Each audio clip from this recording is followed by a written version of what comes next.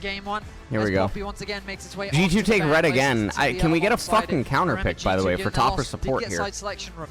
Can we, or like even Caps? Like, I think Caps is going to utilize it worse, but dude, why does he look so dejected? Very high priority now. The other champion that Top Esports chose to ban in game one. So small adaptations now that we've seen the initial 10 champions removed, courtesy of the Fearless Draft. Oh, okay, so Zyban could indicate that Top Esports is thinking about a buy. Yeah, and they probably want to just do another dive comp. Probably. If you're banning that. I mean, if you can dive. If you can run away with the early game again, no doubt dive is an easy way to close this second game out. G2, of course, this is the moment where the G2 fans say, hey, look, you were bad. Time to break that bad. Time to cook. Show us something new. Step number one. Don't give over the Azir after everything's already been fearless. Rumble is now open. But Rumble is now open. Perhaps they feel they have better answers into that particular champion. Of course, Mundo, one of the picks that is good against double AP. You but mentioned this earlier. Yeah, he is undefeated in his career. Kanavi is Korea. Just a double check. Korea. Yeah. And, well, you know, his 5 games on it have been played this year. No. Okay, cut that out. It goes way harder if you just say his entire career. Ignore the fact that this champion has only jungled for the past, you know, what, year and a half? Now locked in, though. And this is where it starts to get scary for G2, because you mentioned it, Kanavi an absolute lethal threat with this. Rumble is still up and available, but we know, Vetty, Rumble is not the bread and butter of Broken Blade. It's been one of the #1 criticisms against this guy, as he isn't someone who plays Rumble. And luckily for him, Jace has fallen out of the meta, but that was the other one that people often talked about. Kanavi could do the funniest thing if Caps locks in Rise. I'm not expecting it, but looks to be that is the direction that Caps is going to go. So with the Rise locked in, it gives G2 a little bit more side lane threat. qiyana is B1. Response R1 Rise. I mean, what are we doing?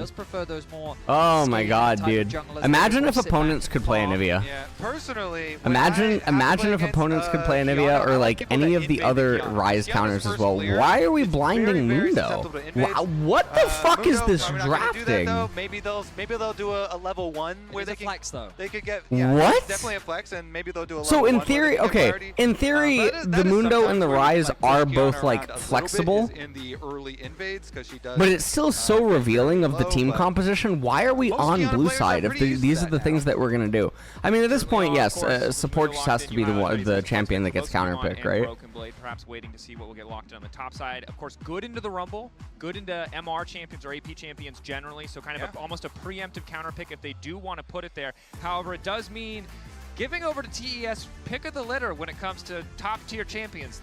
We're in a situation where this is what I would have been scared of in game 1, and they won game 1, and now they're doing it in game 2. As a longtime Clutch Gaming fan, I love qiyana Rumble. This combination is explosive. So, hey, we let you into the West at the start of the cast. You're going to need to calm down with the niche references a little bit, brother. Fair enough.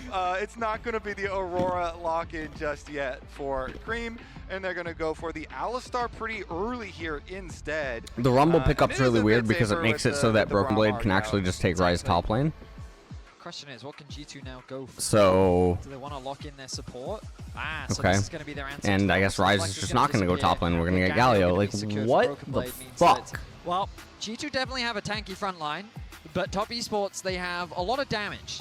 I guess they were hesitant to lock in the Aurora because they didn't necessarily want a heavy index in AP, but by securing the Alistar, they guarantee themselves at the very least some form of this also puts Mundo into the jungle, so I think that feels a little bit bad.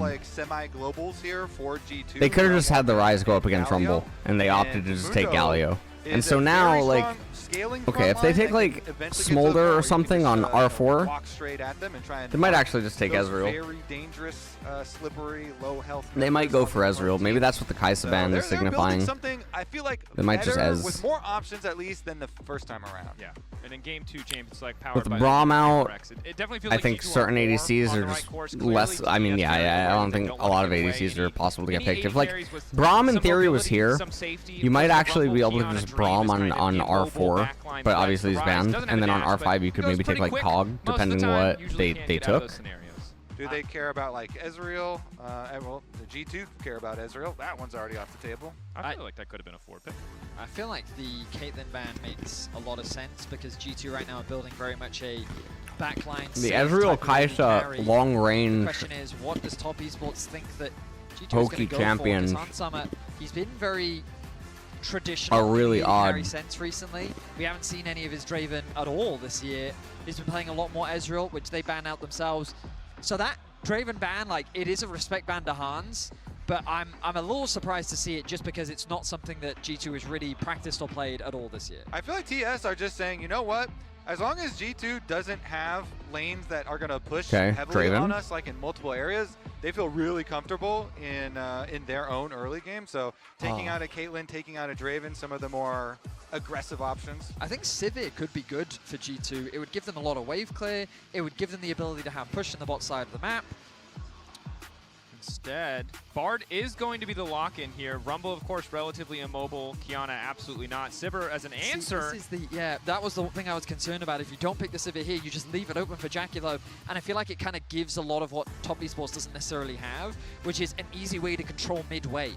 So now, Jackalope, when he moves out of bot and into mid, he has a ton of wave clear, and it's very easy for the rest of his team to roam around. It's the angle here.